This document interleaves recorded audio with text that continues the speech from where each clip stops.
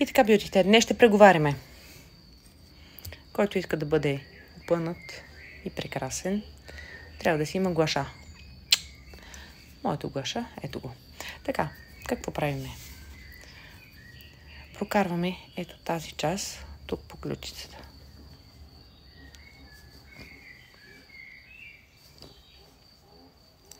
И от другата страна по 5 пъти.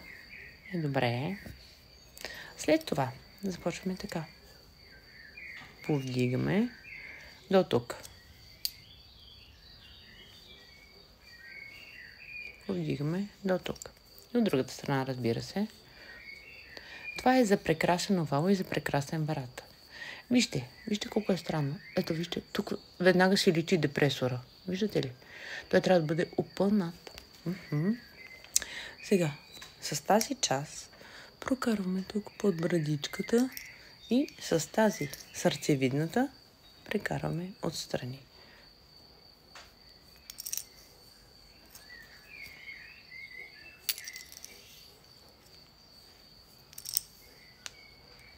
Виждате ли колко е хубаво? И сега, така.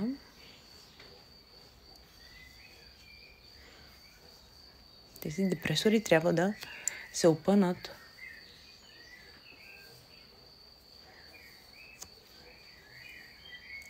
За да сме прекрасни. И ще бъдеме.